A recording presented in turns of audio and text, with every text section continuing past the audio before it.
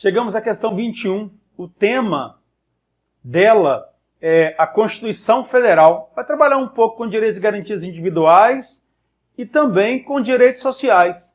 Entendo eu, inicialmente, que essa questão pode ser discutida através de recurso. Eu vou te mostrar o porquê. Veja o enunciado. Nos termos da Constituição da República Federativa do Brasil de 1988, olha, nos termos da Constituição. Então, a princípio, nós poderíamos analisar que a questão ia tratar literalmente do texto da Constituição. Afinal de contas, está dizendo assim, nos termos da Constituição. É a primeira análise a ser considerada. Mas continuou o enunciado. Marque V para as assertivas verdadeiras e F para as falsas. E ao final responda o que se pede. Na primeira assertiva 1, em se tratando do direito à vida, este caráter fundamental, esse direito fundamental da menção à vida, resta intuitivo. Veja, o examinador, eu tenho até o texto de onde ele tirou isso. Ele pegou um texto aí que fala sobre direito constitucional e foi lá e retirou essa ideia, apenas para confundir. Em se tratando do direito à vida, este caráter fundamental da menção à vida resta intuitivo, partindo do pressuposto que a percepção sobre o direito à vida é algo intuitivo a nós. Mas isso não está escrito na Constituição Federal. Mas continua. Não bastasse a consagração de tal norma-princípio, esculpida no caput do artigo 5º da Constituição Federal, todos são iguais perante a lei, sem distinção de qualquer natureza, garantia aos brasileiros e aos estrangeiros residentes do país, a inviolabilidade do direito à vida, a igualdade, a liberdade, a propriedade e a segurança nos termos seguintes. Então está lá no artigo 5º do caput mesmo. Aí continua. O mesmo artigo ainda afirma que no Brasil nunca haverá pena de morte. Falso. A Constituição vai proibir e vai vedar a pena de morte, vírgula, salvo no caso de guerra declarada. Então eu não posso dizer que a Constituição Federal afirma que nunca haverá pena de morte, porque a própria Constituição Federal admite, no artigo 5º, a pena de morte em caso de guerra declarada. 1 é uma assertiva falsa. Vamos a 2. Preconiza o artigo 5º da Constituição Federal que todos são iguais perante a lei sem distinção de qualquer natureza e que homens e mulheres são iguais em direitos e obrigações nos termos desta Constituição. Sendo assim, o prazo condicional estabelecido para a licença paternidade em caso de nascimento de prole é temporalmente de forma igualitária à licença maternidade? Eu preciso apenas dizer para você o seguinte. Se você for lá no artigo 7º, você vai ver que a licença maternidade tem o prazo de 120 dias, como regra. E a licença paternidade, o gozo dela e o período vai estar fixado conforme lei, conforme disposto em lei. Então a Constituição não nos diz qual é o prazo da licença paternidade. Então você poderia criar a seguinte tese. Essa é a tese mais fraca, mas possível se você quisesse entrar com recurso. Eu não sei dizer se o prazo da licença maternidade é igual ao prazo da licença paternidade. Primeiro porque a Constituição disse que a licença paternidade, o prazo é de acordo com a lei. Para saber qual é esse prazo, eu teria que procurar a lei. E eu te digo, a lei não existe. Até hoje a lei não existe. Foi votada uma lei para os militares das Forças Armadas recentemente, garantindo 20 dias de gozo de licença paternidade. Mas a licença paternidade, o período está fixado no ato das disposições constitucionais transitórias, que diz que é de 5 dias. Então, para eu saber isso, eu teria que estudar o ato das disposições constitucionais transitórias. Para eu saber sobre o prazo da licença paternidade, eu teria que estudar a lei que eventualmente a regulasse, embora não tenha lei que regule. Então você poderia argumentar isso inicialmente. É bem provável que a banca diga para você, olha, eu vou indeferir o seu recurso nesse ponto, porque a licença maternidade está prevista expressamente. Como a licença paternidade não está prevista expressamente, você não pode dizer que ela é igual. Se você não pode dizer que ela é igual, a assertiva 2 estaria equivocada. Veja, sendo assim, o prazo constitucional estabelecido para a licença paternidade, em caso de nascimento de prole, de nascimento de filho, é temporalmente de forma igualitária a licença maternidade? Não. A resposta é não. Mas um início de pensamento sobre recurso você poderia formular, porque isso também não está nos termos da Constituição. Mas vá lá. Vamos olhar para 3.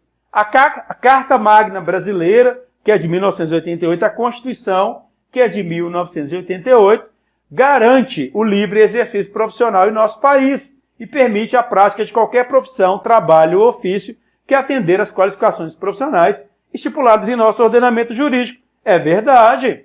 A Constituição Federal assegura o livre exercício profissional em nosso país, atendido, é claro, às qualificações profissionais. Então eu posso exercer aí qualquer trabalho, qualquer profissão, qualquer ofício que atender às qualificações.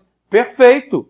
A assertiva 3, ela é verdadeira. Mas vamos dar uma olhada aqui. Estão corretas as assertivas. A 1 eu sei que é gritantemente falsa.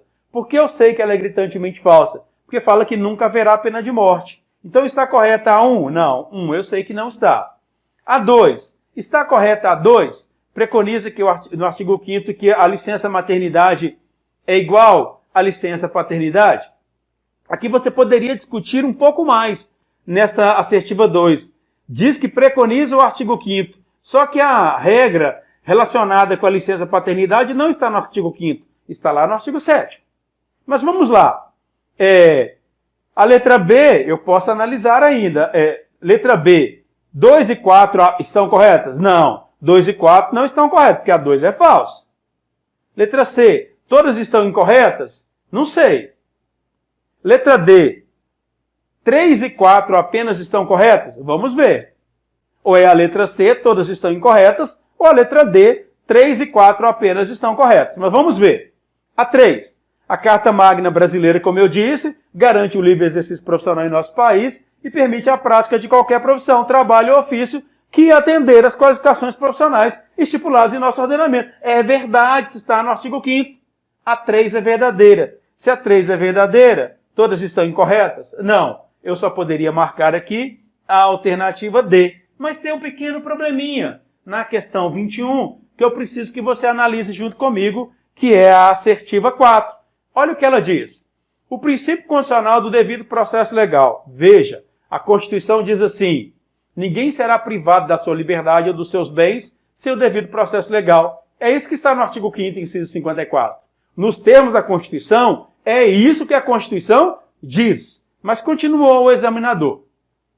O princípio constitucional do devido processo legal visa, sobretudo, assegurar às partes o exercício de suas faculdades e poderes processuais na defesa dos seus direitos em juízo, bem como o regular exercício da jurisdição estatal. É o direito a um procedimento adequado e inerente a todas as pessoas indistintamente. Você pode procurar isso na Constituição inteira que você não vai encontrar. Isso é um conceito doutrinário, como eu te falei, eu tenho o livro, na verdade o texto, de onde o examinador tirou isso. Eu não entendo que isso poderia ser perguntado dessa maneira, porque o enunciado diz assim, nos termos da Constituição, não é nos termos da doutrina. Se não é nos termos da doutrina, essa letra D não tem como eu inferir da Constituição. Ela é verdadeira, é sim. O princípio constitucional do devido processo legal visa, sobretudo, assegurar às partes o exercício de suas faculdades e poderes processuais na defesa de seus direitos em juízo. É verdade. Bem como regular exercício da jurisdição estatal. É verdade também. É um direito. É o direito a um procedimento adequado e inerente a todas as pessoas indistintamente. Correto, mas não está na Constituição. Isso está na doutrina. E o enunciado diz assim, nos termos da Constituição. Para eu achar essa resposta desse jeito, eu teria que conhecer essa doutrina específica. Olha, essa assertiva 4 também é tida como verdadeira. Eu conheço doutrina, entendo que isso é uma assertiva verdadeira, mas para você, candidato, considero que não seria exigível você ter que conhecer essa doutrina específica. Particularmente, embora a tese recursal seja difícil, eu entendo que essa questão 21 cabe recurso. Mas, pelas análises que fizemos, a 1 e a 2 eu tinha condições claramente de entendê-las como falsas, como equivocadas. Eu partia para a análise das seguintes. Fecho essa questão e daqui a pouquinho eu volto aí com mais uma.